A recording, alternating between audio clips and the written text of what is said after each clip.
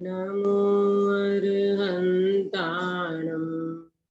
नमो सिद्धाणं नमो आयर्याणं नमो वज्रायाणं नमो लोये सब्बसाहुणम्।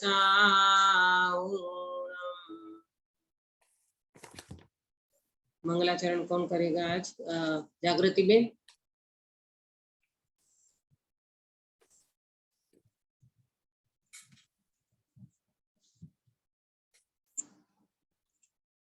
सोलह से करूँ? अपने को 16 नंबर से करना है ना? हाँ 16 से करो तो भी हाँ कर लो, 16 से कर लो। जय जिनेंद्र। नहीं त्यागता कुछ भी तथा नहीं ग्रहण करता कुछ कभी, घटता न बढ़ता आत्मा एक रूप रहता नित्य रे, हर समय उपजे नष्ट हो फिर भी सदा ध्रुवता धरे, उत्पाद व्यय ध्रुवता सहित निज परिणमित हो आत्मा, स्पर्श रस वर्णादि भिन्न रहता अरूपी आत्मा, जड़ कर्म कृत रागादि का यह आत्मा करता नहीं, रागादि भावों का कभी यह जीव भोगता भी नहीं, निष्क्रिय स्वभावी आत्मा निष्कंप रहता है सदा, निश्चित असंख्य प्रदेश ही हो आत्मा के सर्वदा, निश्चित असंख्य प्रदेश हो आत्मा के सर्वदा। बहुत सुंदर मंगलाचरण किया आपने। सुबह मंगल प्रभात की मंगल बेला में हमारी चर्चा चल रही है। 46 शक्तियों के माध्यम से हम अपने सामर्थ्य को देख रहे हैं, अपने स्वभाव का अंदर में क्या शक्तिमान है, भगवान आत्मा किस तरह से विराजमान है, इसकी चर्चा करते हुए हम चर्चा को आगे बढ़ाते हैं। उत्पाद व ध्रुवत्व शक्ति की चर्चा जो चल रही थी हमारी, इसमें बहुत काफी चर्चा हमारी हो चुकी है। एक वस्तु की व्यवस्था को बताते हुए वस्तु का बंधारण कैसा है, वस्तु का स्ट्रक्चर कैसा है, आचार्य देव ने एक शक्ति के माध्यम से वस्तु का बंधारण समझाया कि भाई उत्पाद व्यय ध्रुव ये शक्ति है आपके अंदर में, और वे शक्ति की अभिव्यक्ति होती है तो उस शक्ति में जो वस्तु है, जो सामर्थ्य है, वो ही व्यक्त होता है। कल मैंने बहुत डिटेल से आपको समझाया कि जब तक अपने दिमाग में यानी अपने ज्ञान में ये वस्तु का स्ट्रक्चर क्लियर नहीं होगा तो हमारी कभी पर्याय के माध्यम से तो कभी ध्रुव के माध्यम से, कभी जीव ऐसा कंफ्यूज हो जाता है कि पर्याय को लिए हुए उनको ऐसा लगता है कि पर्याय की बात करते हैं तो हमें पर्याय दृष्टि हो जाएगी। अरे पर्याय की बात करने से पर्याय दृष्टि नहीं होती, समझो, पर्याय की बात करने से पर्याय दृष्टि नहीं होती, पर्याय का स्वरूप समझने से पर्याय दृष्टि नहीं होती, परंतु पर्याय का पक्ष करने से पर्याय दृष्टि होती है। क्या बोला काश्मीरा में? का पक्ष करने से पर्याय दृष्टि होती है। पर्याय का पक्ष करना माने क्या कि अकेली पर्याय को ही वस्तु मान लेना, तो ऐसा नहीं है। अकेली पर्याय जितनी वस्तु नहीं है, पर्याय है, वस्तु में शामिल है, परंतु ये पर्याय जितना आत्मा नहीं है। पर्याय को तो दृष्टि के विषय में पर्याय को गौण करना चाहिए, तब जाकर के ये जीव को मोक्ष मार्ग मिलेगा, है ना। पर्याय का स्वरूप समझ लो, फिर मुख्य गौण की व्यवस्था तो है। हम नए का मतलब क्या है? नए का मतलब है मुख्य गौण की व्यवस्था। और मुख्य गुण की व्यवस्था को हम समझ लेते हैं तो सामने वाले व्यक्ति का निषेध नहीं होता। जब हम त्रिकाली ध्रुव भगवान आत्मा की बात करते हैं तो पर्याय को गौण किया जाता है, पर्याय का निषेध नहीं किया जाता। ये बात को प्रॉपर समझेंगे तो मुख्य गौण की व्यवस्था पे पूरा अपना ये मोक्ष मार्ग प्रकट होता है। नए को किस नए की अपेक्षा से इस बात को बताया है? नए माने एंगल, वस्तु को समझने का एक एंगल होता है और उसको जब अपन कोई एंगल से समझते हैं तो पूरी वस्तु हमको समझाई जाती है, मतलब पूरी वस्तु समझ में आ जाती है। तो इसी तरह से उत्पाद व ध्रुव की बात जो चल रही थी, कल मैंने आपको कहा था, इसका अभी अपन प्रैक्टिकल करें ना तो अपने को समझ में आएगा। ये जो रागादि भाव, ये जो कर्म का उदय, ये जो बाहर का नो कर्म, ये तो अपने से बहुत दूर की बात है। और अधिकांश देखा जाए तो अपना पूरा समय नो कर्म में जाता है। नो कर्म माने ये शरीर और ये शरीर के लगती सारी व्यवस्था, इनमें ही जीव का समय जाता है। परंतु अब प्रैक्टिकल करेंगे तो अपने को समझ में आएगा। देखो मैं बताती हूँ, उत्पाद, व्यय और ध्रुव, 3 शब्द है ना, उत्पाद, व्यय और ध्रुव। तो देखो, उत्पन्न होना और विनाश होना, शब्द को समझना, उत्पन्न होना और विनाश होना। क्या उत्पन्न होता है और किसका विनाश होता है? गिरीश भाई, उत्पन्न क्या होता है और विनाश क्या होता है? मैंने पर्याय उत्पन्न होती है। पर्याय उत्पन्न होती है और पर्याय का विनाश होता है। तो आप ये बताना कि जो पर्याय उत्पन्न हुई तो वो पर्याय तो द्रव्य में से आती है। अभी यहाँ प्रमाण के द्रव्य की बात चल रही है, तो पर्याय द्रव्य में से आती है, पर्याय ध्रुव में से आती है। तो ध्रुव में कोई विकार है, ध्रुव में कोई रागादि भाव है, ध्रुव में कोई अशुद्धि है जो उत्पन्न होगी। बताओ। नहीं, ध्रुव में तो शुद्धि है, ध्रुव तो स्वभाव से शुद्ध है। तो ध्रुव में से जो पर्याय उत्पन्न होती है उसमें कभी अशुद्धि हो ही नहीं सकती। आया समझ में? तो अपन ज्ञान की बात करें तो ध्रुव में से ज्ञान का परिणमन हुआ, बराबर, ज्ञान की पर्याय उठी। तो बताओ प्रेमलता जी, ध्रुव में से जो ज्ञान का परिणमन उठा वो ज्ञान का परिणमन ज्ञान रूप होगा कि राग रूप होगा? ज्ञान रूप होगा। हाँ, वो ज्ञान का परिणमन ज्ञान रूप होगा। तो हम क्यों इतने मतलब पूरे 24 घंटे हम कषायों का, राग का, शरीर का, पर द्रव्य का, पर भाव का ऐसा वेदन करते क्यों है? वस्तु में तो कोई ऐसी व्यवस्था है ही नहीं। बंधारण देखो, स्ट्रक्चर देखो, तो वो तो ज्ञान में ही हो रहा है।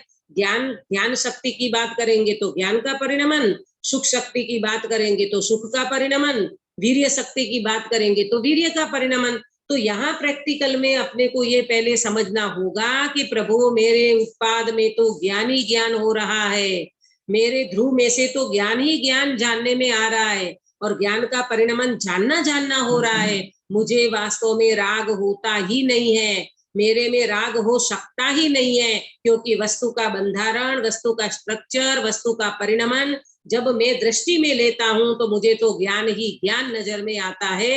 ये है प्रैक्टिकल। अच्छा, फिर क्या करना कि ये तो उत्पाद व्यय का स्वरूप है ना, ये तो उत्पाद व्यय का मैंने बताया। लेकिन ये उत्पाद व्यय, ये उत्पाद जो हुआ और व्यय हो गया, क्या इतना ही आत्मा है? क्या समयवर्ती ही परिणाम है आपका?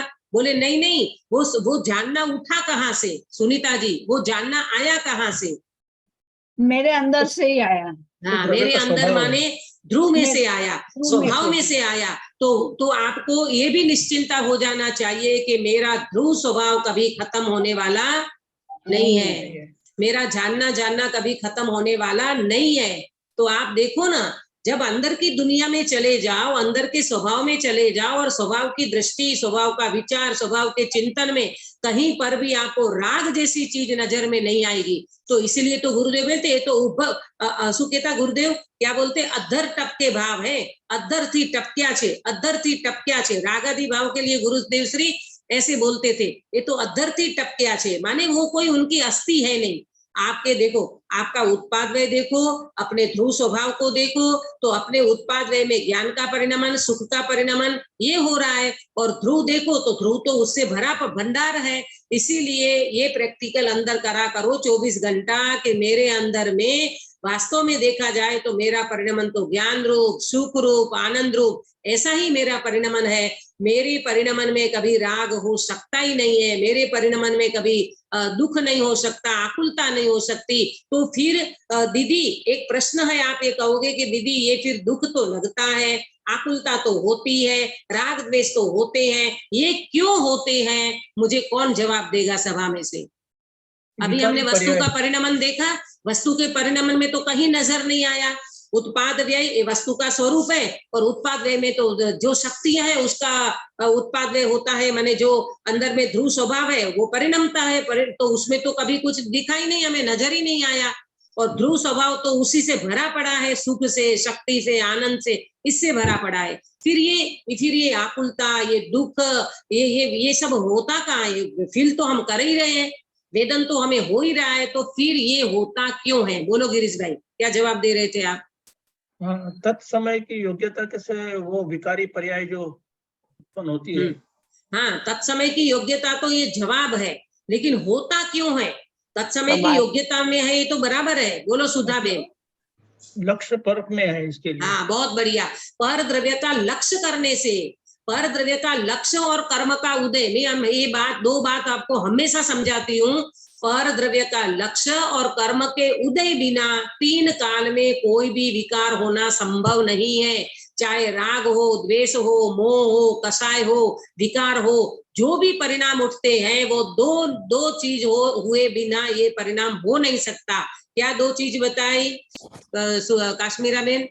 कर्म का उदय और पर द्रव्य के ऊपर लक्ष्य। हाँ, पर द्रव्य का लक्ष्य होना और कर्म का उदय होना। पूर्व कर्म का उदय होता है और उसी समय जीव पर द्रव्य का लक्ष्य करता है। ये 2 चीज के बिना कभी भी राग उठेगा नहीं। अगर 2 चीज के बिना राग उठे तो राग स्वभाव हो जाएगा, और ये स्वभाव सिद्धों में मिलना चाहिए। बोलो, है सिद्धों में राग? नहीं है। तो कितनी सुंदर बात है प्रभु, आप इतनी बात समझ जाए अपन, तो अपना सारा भार उतर जाएगा। निर्भर होकर के, निश्चिंत होकर के, निशंक होकर के आप अपने स्वभाव को देख सकते हो। ये प्रैक्टिकल मुझे बताना था कि अपने अंदर में ज्ञान का ही परिणमन है, सुख का ही परिणमन है। उत्पाद में हमेशा ज्ञान में, ज्ञान ध्रुव में से ज्ञान का ही आ रहा है, सुख का आ रहा है, अनंत शक्तियां उछल रही है। प्रभु अपन होते क्यों है दुखी? फिर फोकट में हाँ, फालतू दुखी हो रहे हैं, कोई लेना ना देना। आया समझ में? मस्त रहो, अपने मगन, अपने आनंद में मगन रहो, मस्ती में मस्त रहो, ऐसा ये मार्ग मिला है अपने को। बराबर, आगे बढ़े।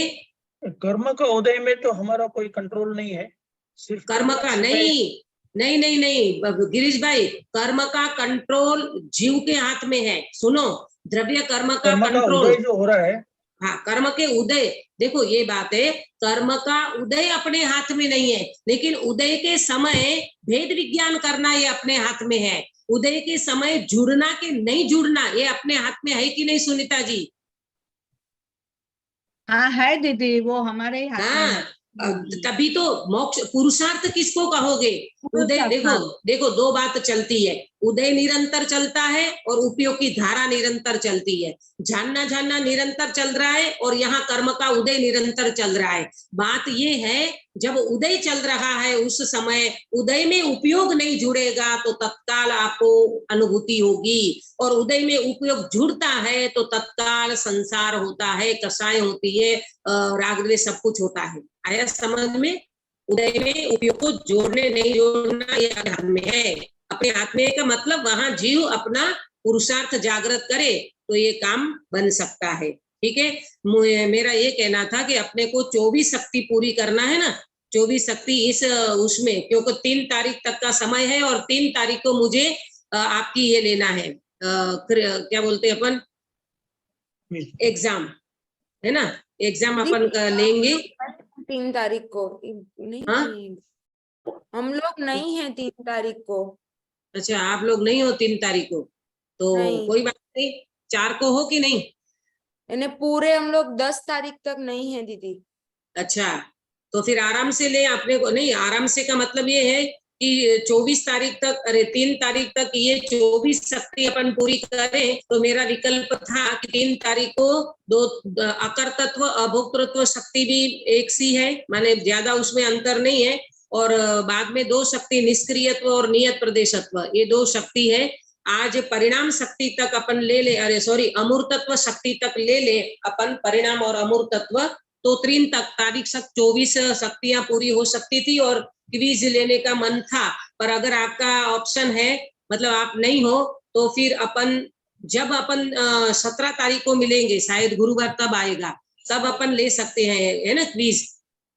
हाँ दीदी, आराम तभी से। लीजिए तो थोड़ा टाइम भी मिल जाएगा ना, थोड़ा हाँ, रिवाइज आपको हाँ रिवाइज करने को टाइम मिल जाएगा, कोई बात नहीं, लेकिन 24 शक्ति अपन अभी पूरी करेंगे, है ना, बराबर, और क्विज अपन बाद में करेंगे, ठीक है, कोई बात नहीं। चलो, उत्पाद व ध्रुवत्व शक्ति का स्वरूप सभी को समझ में आया, बराबर, एकदम आपके अंदर में बंधारण क्लियर हो गया होगा, स्ट्रक्चर क्लियर हो गया होगा कि उत्पाद व ध्रुवत्व शक्ति क्या है, बराबर। अब इसके बाद तुरंत आती है परिणाम शक्ति। कौन से नंबर की है? 19 नंबर। 19 नंबर की। हाँ, परिणाम शक्ति, आप इसकी परिभाषा नोट करना, डेफिनेशन नोट करना।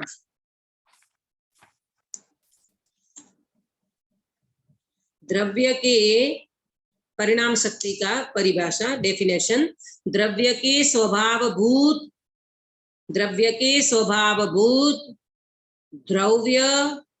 व्ययोत्पाद, द्रव्य व्यय और उत्पाद, ऐसे खुला छुट्टा लिखो तो ऐसा, द्रव्य व्यय उत्पाद से, फिर से बोलती हूं, द्रव्य के स्वभावभूत द्रव्य व्यय उत्पाद से आलिंगित, द्रव्य व्यय उत्पाद से आलिंगित सदृश और विसदृश,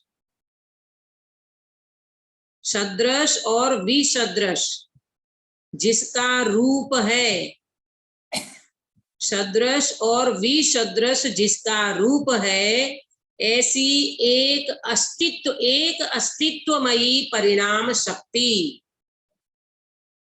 फिर से बोलती हूं, द्रव्य के स्वभावभूत द्रव्य व्यय उत्पाद से आलिंगित, द्रव्य व्यय उत्पाद से आलिंगित सदृश और विसदृश, सदृश माने अविरुद्ध और विसदृश माने विरुद्ध, विरुद्ध और अविरुद्ध बोलते ना अपन, इसको मैं अभी समझाऊंगी तो आपको समझ में आ जाएगा। सदृश और विसदृश जिसका रूप है, सदृश और विसदृश जिसका रूप है, ऐसी एक अस्तित्वमयी परिणाम शक्ति।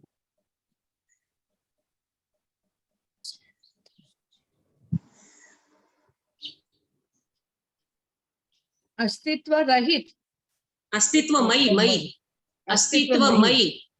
परिणाम शक्ति। अभी मैं पूरी बोलती हूँ, द्रव्य के स्वभावभूत द्रव्य व्यय उत्पाद से आलिंगित सदृश और विसदृश जिसका रूप है, ऐसी एक अस्तित्वमयी परिणाम शक्ति, बराबर।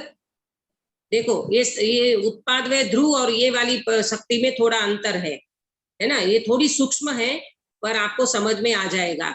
इसमें कहना क्या चाहते हैं आचार्य देव कि देखो क्या कहते हैं, द्रव्य के स्वभावभूत, शब्द समझना, द्रव्य के स्वभावभूत, द्रव्य माने आत्मा, आत्मा के स्वभावभूत, ये जो उत्पाद व ध्रुव है, ये किसका स्वभाव है? आत्मा का स्वभाव है, वस्तु का स्वभाव है, बराबर।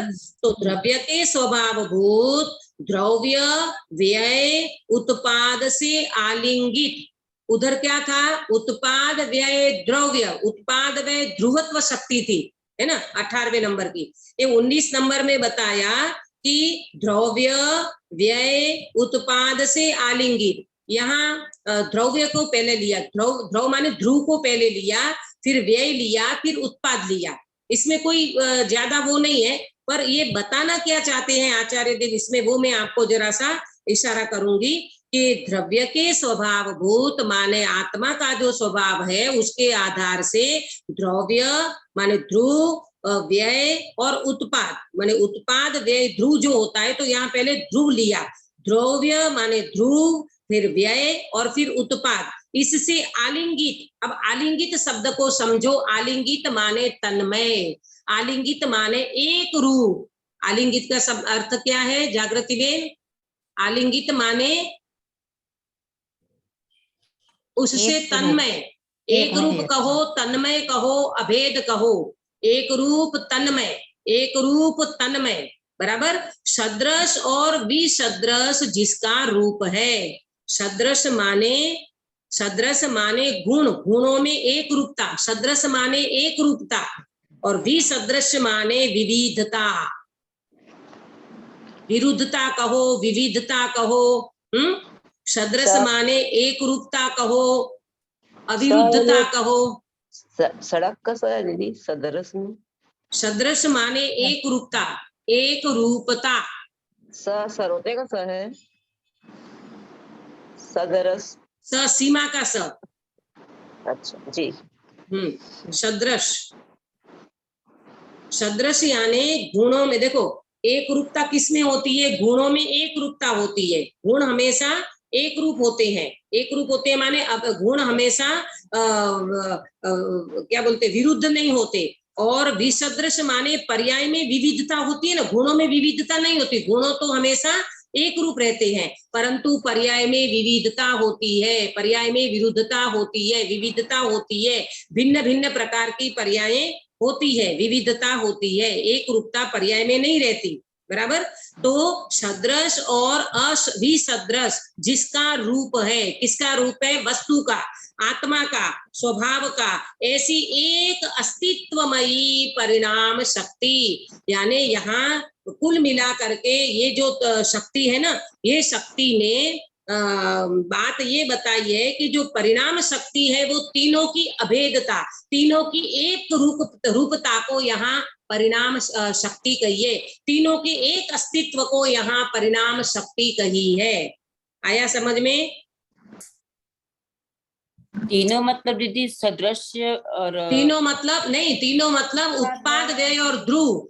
तीनों मतलब द्रव्य, व्यय और उत्पाद, ये तीनों से आलिंगित, ये तीनों से एक रूप, ये तीनों से तन्मय। ऐसी सदृश और विसदृश होने पर भी, ऐसी विरुद्धता और अविरुद्धता होने पर भी कहते हैं एक अस्तित्वमयी परिणाम शक्ति है। कहने का मतलब ये है कि अपना जो स्वभाव है, उन स्वभाव में द्रव्य भी होता है, ध्रुव भी है, उत्पाद, व्यय, ये सब कुछ होते हुए भी, और परिणाम गुण में एक रूपता होती है, पर्याय में विविधता होने पर भी ये शक्ति कैसी है? एक अस्तित्वमयी परिणाम शक्ति है। ये शक्ति में भेद नहीं बताया, यहाँ अभेद बताया, यहाँ अभेद अस्तित्व, उसका अस्तित्व सिद्ध किया है। अस्तित्वमयी, अस्तित्वमयी माने ये तीनों एक रूप शक्ति है, तीनों की अस्तित्व बता करके तीनों की अभेदता बताई है,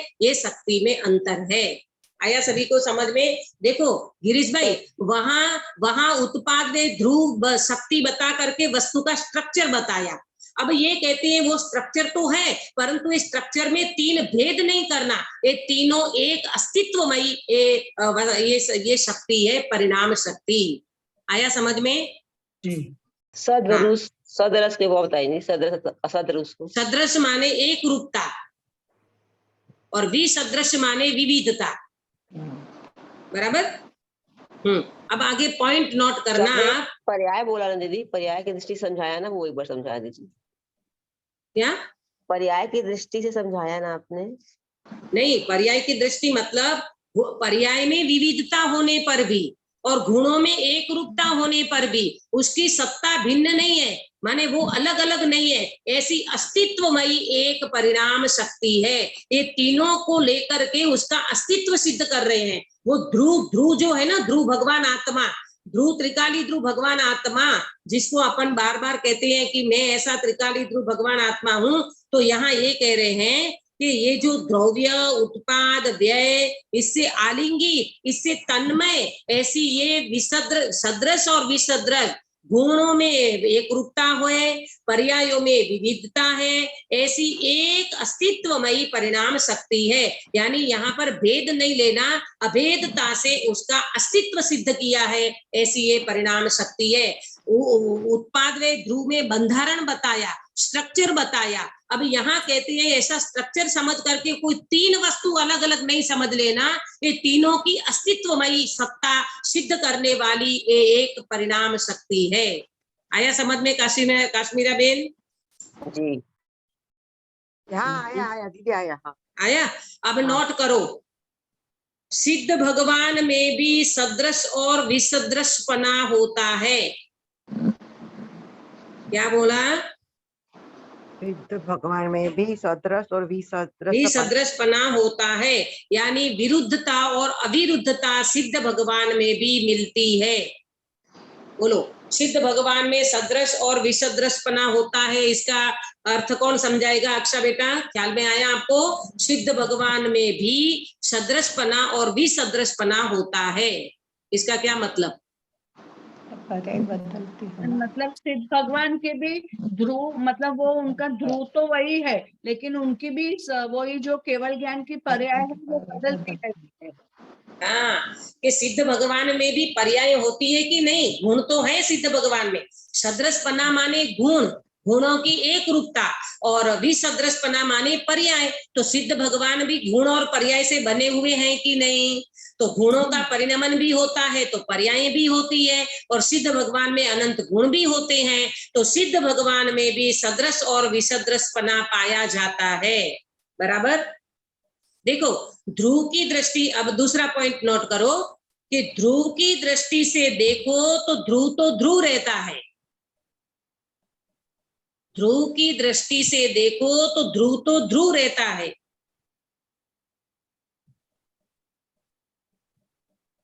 वस्तु के अस्तित्व में उत्पाद व्यय होता है, ध्रुव स्वभाव में उत्पाद व्यय नहीं होता है। क्या बोला? फिर से, वस्तु के अस्तित्व में उत्पाद व्यय होता है, ध्रुव स्वभाव में उत्पाद व्यय नहीं होता। अब ये आपको समझ में आया?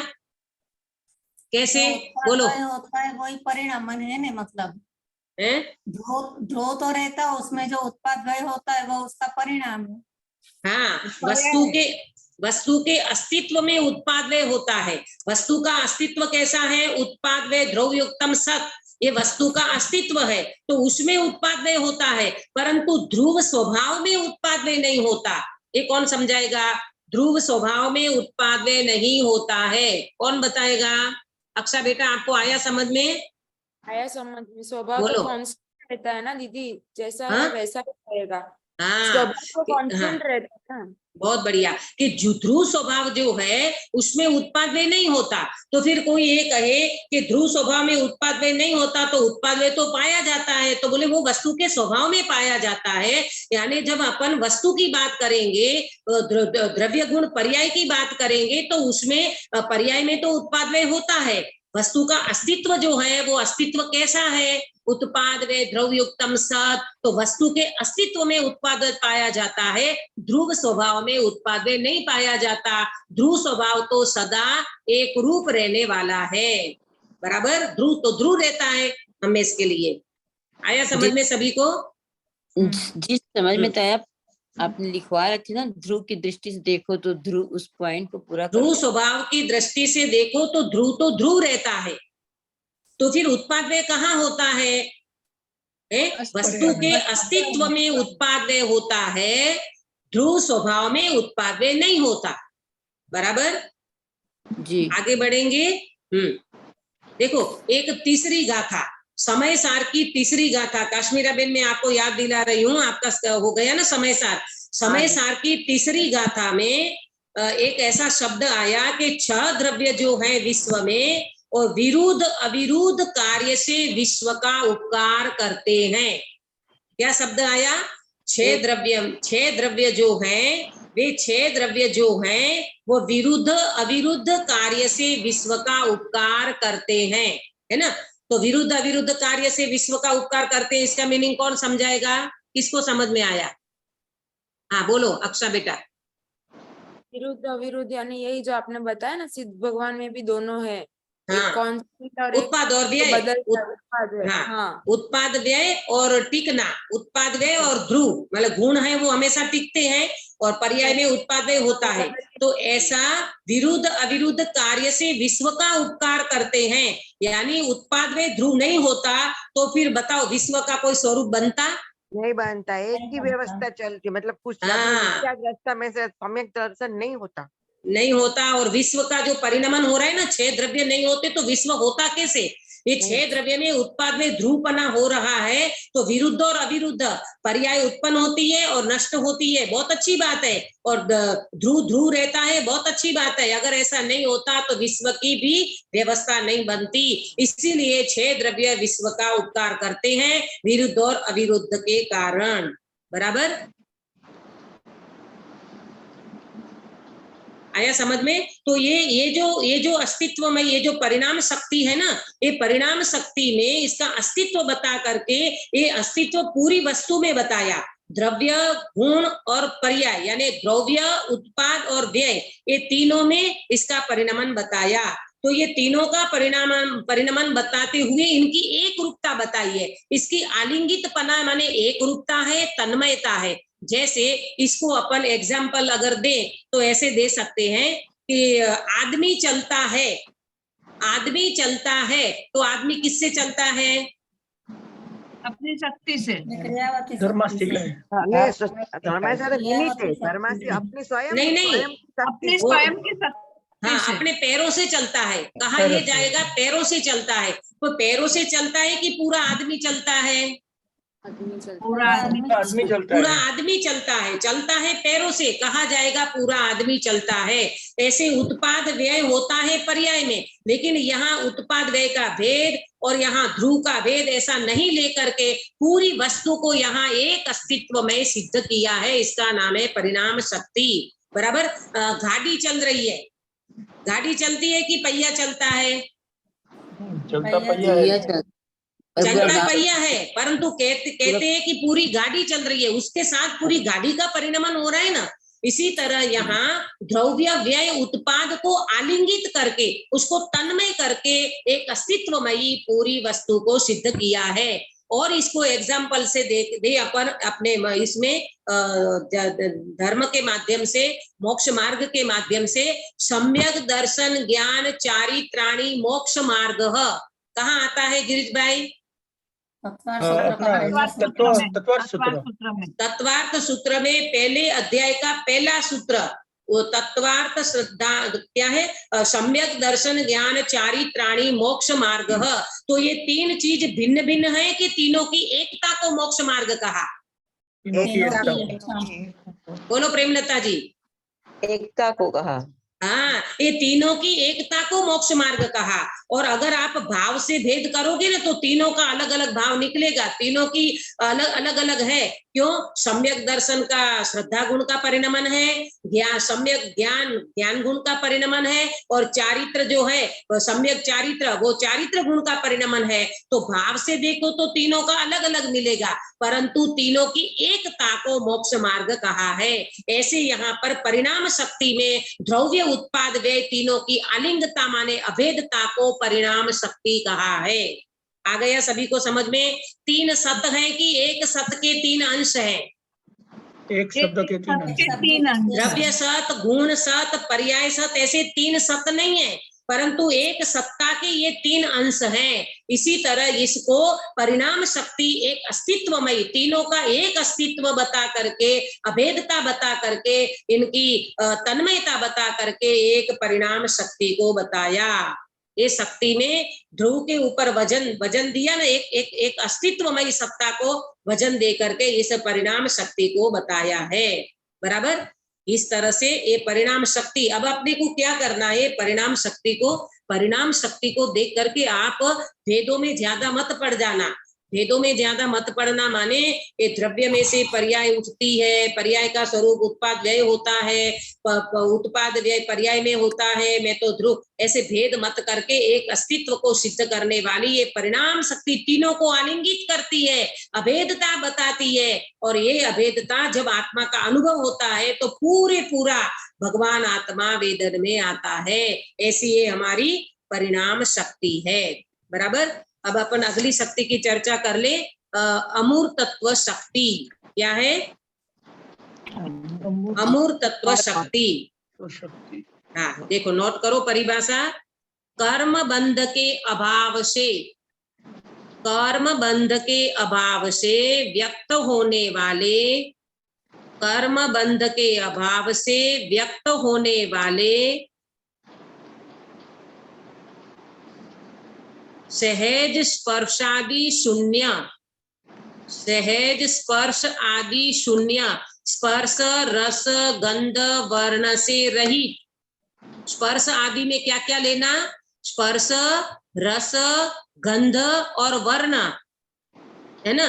स्पर्श रस गंध वर्ण आदि से शून्य ऐसी, फिर से बोलती हूँ, कर्म बंध के स्वभाव से व्यक्त होने वाले सहज स्पर्शादि शून्य, स्पर्श रस गंध वर्ण से रहित ऐसी आत्म प्रदेश स्वरूप अमूर्तत्व शक्ति।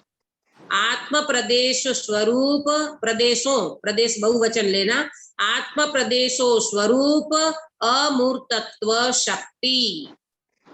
फिर से बोलती हूँ, कर्म बंध के अभाव से व्यक्त होने वाले सहज स्पर्शादि शून्य, स्पर्श रस गंध वर्ण इससे शून्य यानी इससे रहित ऐसी आत्म प्रदेशो स्वरूप अमूर्तत्व शक्ति, है ना। बोलने में अपने को कितना लंबा लंबा लगता है, लेकिन इसका भाव बहुत शॉर्ट में बताया है। इसमें ज्यादा कोई वो नहीं है, मतलब ऐसी कोई टफ बात नहीं है। बोलो क्या परिभाषा लिखी, सबने नोट करी? कर्म बंध के अभाव से, ये अमूर्त, अमूर्त, अमूर्त है ना, अमूर्तत्व शक्ति। अमूर्त, पहले तो अमूर्तत्व का मीनिंग समझो। अमूर्तत्व माने क्या? नोट करो, अमूर्तत्व माने क्या? जैसे जो दिखता नहीं उसे अमूर्तत्व कहते हैं, कोई आकार नहीं है, अदृश्य।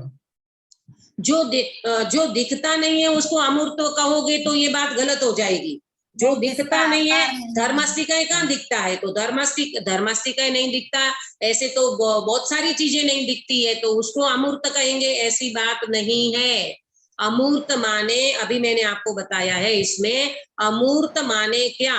मूर्त को कहते हैं पुद्गल, मतलब जिसमें स्पर्श रस गंध वर्ण नहीं पाया जाता उसको अमूर्त कहते हैं। क्या बोला सुनीता जी? अमूर्त किसको कहा? जिसमें स्पर्श रस गंध वर्ण नहीं पाया जाता उसको अमूर्त कहते हैं। बराबर। तो अमूर्त कौन है? आत्मा अमूर्त है। बराबर। देखो, आत्मा अमूर्त है। कर्म बंध के अभाव से व्यक्त होने वाले, कर्म बंध के अभाव से, कर्म बंध का जब अभाव हो जाएगा तब व्यक्त होगा। क्या व्यक्त होगा? अपना अमूर्त स्वभाव। तो व्यक्त होने वाले कैसा है? सहज स्पर्शादि शून्य, माने स्पर्श रस गंध वर्ण जिसमें नहीं है उसको कहते हैं अमूर्त। बराबर। आत्मा अमूर्त है क्योंकि आत्मा में स्पर्श रस गंध वर्ण नहीं है। ऐसी आत्म प्रदेशो स्वरूप अमूर्तत्व शक्ति। आपको समझ में आ रहा है? ये मालूम, ये अमूर्त स्वभाव है ना, अमूर्त शक्ति है ना, अमूर्तत्व शक्ति। ये अमूर्तत्व शक्ति, ये अमूर्तत्व शक्ति इंद्रियों से जानने में नहीं आती है।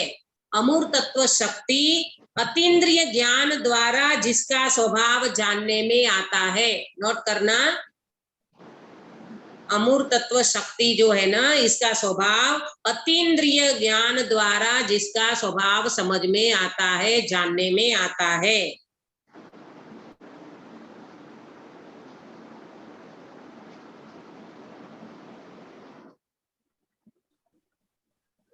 अगला बिंदु, कर्म बंध के अभाव से इसका परिणमन व्यक्त होता है।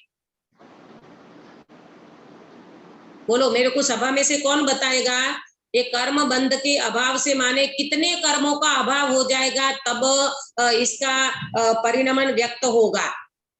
8 कर्मों का के 4 घाती कर्म? 4 घाती कर्मों का। इसमें अलग अलग बात लेना पड़ेगा। देखो इसमें अलग अलग बात लेना पड़ेगा कि पूर्ण समस्त कर्मों का जब अभाव हो जाएगा तो सिद्ध दशा प्रकट होगी, तो अमूर्त तत्व स्वभाव पूरा प्रकट हो जाएगा। बराबर। अर्यंत भगवान को केवल ज्ञान होता है तो अमूर्त स्वभाव तो प्रकट हो जाता है, परंतु सिद्ध दशा में समस्त कर्मों का अभाव होता है तो पूरा अमूर्त तत्व शक्ति वहां प्रकट हो जाती है। वैसे तो चौथे गुण स्थान में इसका अंश बताया गुरुदेव ने। चौथे गुण स्थान में जितना कर्म बंध का अभाव होता है उतना अमूर्त तत्व शक्ति का परिणमन होता है। आपको मैं बात नोट कराती हूँ, पहले तो ये नोट करो, कर्म बंध के अभाव से इसका परिणमन व्यक्त होता है। बराबर। फिर समस्त कर्म बंध का अभाव होने पर सिद्ध दशा प्रकट होती है, तब साक्षात अमूर्त तत्वपना प्रकट होता है। दीदी एक बार फिर से बोलिए ना। फिर से बोलती हूँ, कर्म बंध के अभाव से अमूर्त तत्व शक्ति का परिणमन व्यक्त होता है। ये नोट किया जी। हाँ। अगला बिंदु, समस्त कर्म बंध के अभाव, समस्त कर्म बंध का अभाव होकर, समस्त कर्म बंध का अभाव होकर सिद्ध दशा प्रकट होती है, तब साक्षात अमूर्त तत्वपना प्रकट होता है। सिद्ध दशा? हाँ, तो क्या प्रकट होगा, सिद्ध दशा तो प्रकट होगी ना समस्त कर्म के अभाव में। जी हाँ। हाँ, साक्षात अमूर्त तत्वपना प्रकट होता है। अमूर्त तत्व शक्ति की बात चल रही है ना, तो अमूर्त तत्वपना कब प्रकट होगा साक्षात, जब जीव सिद्ध होगा तब।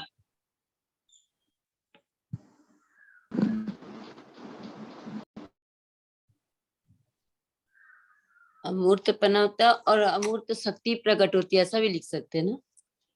हाँ, अमूर्त तत्व शक्ति प्रकट होती है, ऐसा भी लिख सकते हो।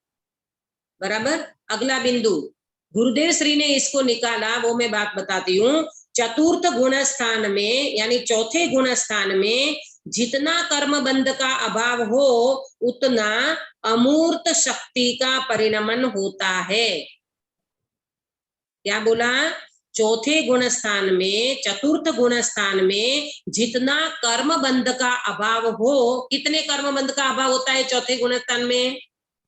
एक अनंतानुबंधी। हाँ, एक अनंतानुबंधी का अभाव होता है, तो उतना अमूर्तत्व शक्ति का परिणमन भी होता है। इसके लिए श्रीमद जी का वाक्य किसी को याद है?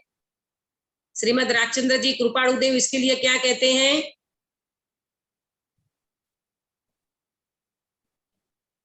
काश्मीरा बेन, जितना कर्म नहीं बंध पता का दीदी। अभाव हो उतना अमूर्तत्व शक्ति का, उतना अमूर्तत्व शक्ति का परिणमन होता है।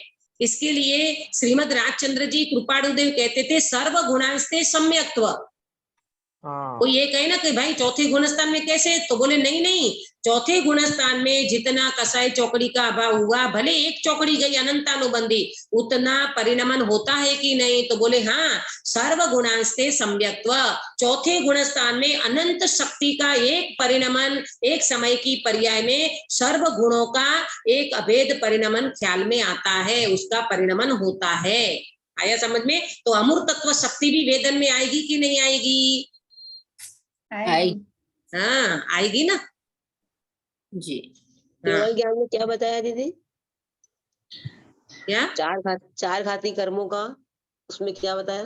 चार घाती कर्मों का जो अर्यंत भगवान को जो आत्मा अनुभव में आता है ना, तो घाती कर्म का अभाव हो जाता है तो उनको अमूर्तिक शक्ति तो प्रकट हो जाती है, परंतु सिद्ध होने पर पूरी प्रकट होती है ना साक्षात। साक्षात माने बिल्कुल अभी तो आत्मा प्रदेशों की तरह दिखाई दे रहा है, वहां अभी शरीर बाधक बनता है, शरीर है ना जब तक, तब तक अर्यंत अवस्था है। परंतु सिद्ध बनने पर आपको ये नोट नहीं करो तो नहीं करो, सीधी सिद्ध भगवान की बात नोट कराई ना मैंने। अर्यंत भगवान को घाती कर्म गया तो केवल ज्ञान प्रकट हुआ, तो आत्मा तो प्रकट हुई है, परंतु सिद्ध दशा में साक्षात अमूर्त तत्व शक्ति प्रकट हो जाती है। बराबर।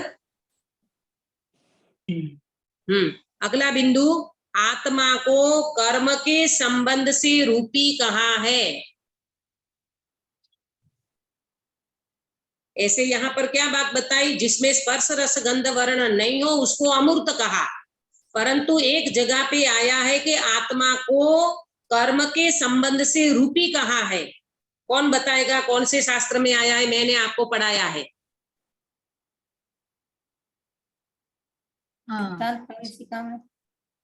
नहीं, और क्या पढ़ा है आपने?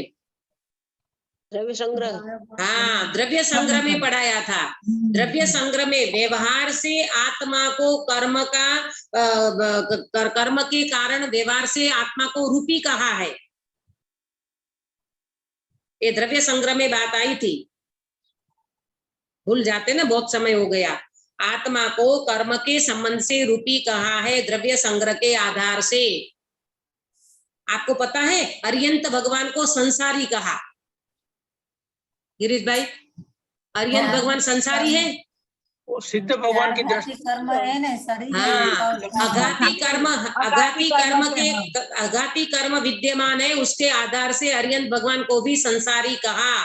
नहीं तो अपने को यही भगवान अर्यंत भगवान को संसारी कहते, बोले हाँ अघाती कर्म बाकी है तो कर्म के माध्यम से उनको निमित्त के कारण उनको संसारी कहा गया है। तो यहाँ आत्मा को कर्म के कारण कर्म के संबंध से रूपी कहा गया है। कर्म कैसे है? कर्म मूर्त है, कर्म रूपी है, चौस्पर्शी है ना कर्म, इसलिए कर्म को भी रूपी कहा है। तो आत्मा को भी कर्म का बंधन होने के कारण उसको द्रव्य संग्रह में व्यवहार से आत्मा को रूपी कहा है। कर्म चौरूपी क्या बोले मैडम? चौस्पर्शी बोला जाता है कर्म को। हाँ, अब अगला बिंदु प्रैक्टिकल में अगर ले तो अमूर्त तत्व शक्ति जो है, ये अमूर्त तत्व शक्ति कैसी है? फील करो अपने आप में कि मेरा ये भगवान आत्मा न कभी कर्म को छुआ है, न कभी राग आदि को छुआ है, और न मैंने कभी देह को, कर्म को, राग को कभी भी ग्रहण नहीं किया है। ऐसी मेरी अमूर्त तत्व शक्ति है। क्या बोला? फिर से, आत्मा देह को, कर्म को, राग आदि को कभी ग्रहण नहीं किया है, ऐसी मेरी अमूर्त तत्व शक्ति है। तीन चीज, देह को, राग आदि को और कर्म को, और समय सार की भाषा में कहें तो द्रव्य कर्म, भाव कर्म और नो कर्म। बराबर। देह माने नो कर्म, राग आदि माने भाव कर्म और कर्म माने द्रव्य कर्म। इसको कभी ग्रहण नहीं किया है, ऐसी मेरी अमूर्त तत्व शक्ति है। और अपने को 24 घंटा शरीर शरीर शरीर ऐसा लगता है कि शरीर नहीं है तो क्या है? शरीर में तो सब कुछ है। शरीर है तो खाना पीना उठना बैठना ये सब शरीर है तो है, शरीर नहीं है तो कुछ नहीं है। अरे भगवान कहते हैं प्रभु तूने कभी शरीर को ग्रहण नहीं किया, राग को ग्रहण नहीं किया, कर्म को ग्रहण नहीं किया, ऐसी तेरी अमूर्त तत्व शक्ति अंदर में पड़ी है। अपने को शरीर से भिन्न कोई आत्मा नजर आता है क्या? आत्मा दिखाई देता है? अरे आत्मा आंखों से नहीं दिखाई देगा, ज्ञान चक्षु अंदर में खुलेंगे, अंदर में ज्ञान नेत्र खुलेंगे तो भगवान आत्मा जरूर दिखाई देगा। योगिंदु देव ने योग सार में कहा, ध्यान बड़े अभ्यंतरे देखे जे अशरीर, शर्म जनक जन्मो टड़े पिए न जननी क्षीर। कितनी सुंदर बात कही योगिंदु देव महाराज ने अपने योग सार में कहा, ध्यान बड़े अभ्यंतरे देखे जे अशरीर। कहाँ दिखेगा ये भगवान आत्मा? ध्यान में बैठो, एकाग्रता करो अपने आत्मा के अंदर में, तो क्या दिखेगा? अशरीरी सिद्ध भगवान आदर्श तुम्ही मेरे, जिस सिद्ध भगवान को हम आदर्श मानते हैं, अशरीरी भगवान को आदर्श मानते हैं, ऐसा अशरीरी भगवान ध्यान में बैठने पर, एकाग्रता करने पर ये अशरीरी भगवान अनुभव में आता है। तो योगिंदु महाराज कहते हैं शर्म जनक जन्मो टड़े। ये शर्म है, शर्म जनक है, ये शरीर को धारण करना कलंक है। शर्म आनी चाहिए भाई, ये शरीर को लेकर के कहाँ कहाँ घूमता रहता है, ये पुद्गल का कोथड़ा लेकर के कहाँ कहाँ जन्म जन्मांतर में घूमता रहता है। शर्म आनी चाहिए कि मुझे जन्म धारण करना पड़ रहा है। तो कहते हैं जब जीव अपने आत्मा का अनुभव करता है, वेदन करता है, तो फिर शर्म जनक जन्मो टड़े। आत्मा का अनुभव करने पर, अशरीरी दशा को प्राप्त करने पर क्या होता है, शर्म जनक, यानी जो वास्तव में जिसकी निंदा की हुई है कि ऐसे शर्म जनक है, ये तू शरीर को धारण करा, ये कलंक है, ये कलंक जब टल जाता है, पिए न जननी क्षीर, माता के गर्भ में आना नहीं पड़ता, माता के गर्भ में से बाहर निकल करके माता का दूध नहीं पीना पड़ता, ऐसे सारी की सारी ये क्रियाएं बंद हो जाती है जब जीव अपने अशरीरी भगवान आत्मा को प्राप्त करता है, जिसको कहा अमूर्त तत्व शक्ति। ये स्पर्श रस गंध वर्ण से रही ऐसा ये भगवान आत्मा अपने वेदन में आवे और अपन सब ऐसे अशरीरी दशा को प्राप्त करें। इस मंगल भावना के साथ ये शक्ति की बात भी पूरी हुई। ये अमूर्त तत्व शक्ति कौन से नंबर की हुई? 20 नंबर की अमूर्त तत्व शक्ति पूरी हुई। और कल अपन अकर्तृत्व शक्ति और अभोक्तृत्व शक्ति, ये जो शक्ति है उसकी चर्चा करेंगे। फिर अपन एक वो दो शक्ति और रह जाती है, नियत प्रदेशत्व शक्ति, निष्क्रियत्व शक्ति और नियत प्रदेशत्व शक्ति। इसकी चर्चा करके अपन इस बार का सेशन पूरा करेंगे 24 शक्तियों का। देखो शक्ति तो अपन एक एक समझ भी लेते हैं, पूरी कर भी देते हैं, परंतु इसको पूरी करने से कोई अपने को संतुष्टि नहीं मानना है। इस शक्तियों को अवलोकन करके, ऐसी शक्ति स्वभाव देख करके, ऐसा अपना सामर्थ्य देख करके अपने अंदर में अपनी भगवान आत्मा को देखना, अनुभव करना। और जब ये आत्मा अनुभव में आएगा तो एक नहीं, अनंत शक्तियों का सम्राट, अनंत शक्तियों का संग्रहालय, ऐसा पूरा चैतन्य भगवान एक समय की पर्याय में वेदन में आएगा। ऐसा हम सबका ये शक्तिमान भगवान आत्मा अपने अनुभव में आवे और हम सब मोक्ष मार्ग को प्रशस्त करें। इस मंगल भावना के साथ बात को विराम देती हूँ। निज निधि निज में बताई यह अनंत उपकार है, इसके लिए जिन वाणी माँ को वंदना शतबार है, वंदना शतबार है। अंकित भैया कायोसर्ग कराइए। हाँ। नमो ओरियंताणं नमो सिद्धाणं नमो आयर्याणं नमो वज्राणं नमो लयसो सावणं, नमो ओरियंताणं नमो सिद्धाणं नमो आयर्याणं नमो वज्राणं नमो लयसो सावणं, नमो ओरियंताणं नमो सिद्धाणं नमो आयर्याणं नमो वज्राणं नमो लयसो सावणं, नमो ओरियंताणं नमो सिद्धाणं नमो आयर्याणं नमो वज्राणं नमो लयसो सावणं, नमो ओरियंताणं नमो सिद्धाणं नमो आयर्याणं नमो वज्राणं नमो लयसो सावणं, नमो ओरियंताणं नमो सिद्धाणं नमो आयर्याणं नमो वज्राणं नमो लयसो सावणं, नमो ओरियंताणं नमो सिद्धाणं नमो आयर्याणं नमो वज्राणं नमो लयसो सावणं, नमो ओरियंताणं नमो सिद्धाणं नमो आयर्याणं नमो वज्राणं नमो लयसो सावणं, नमो ओरियंताणं नमो सिद्धाणं नमो आयर्याणं नमो वज्राणं नमो लयसो सावणं, नमो ओरियंताणं। बोलो अंतर्मुख मुद्राधारी सर्व जिनेन्द्र भगवान की जय हो। नित्य बोधिनी द्वादशांगमयी जिनवाणी माता की जय हो। तीन कम 9 करोड़ सर्वे वितरागी महामुनि राजों की जय हो। परम हिंसामयी वितरागी जैन धर्म की जय हो। सभी को जय जिनेन्द्र। दीदी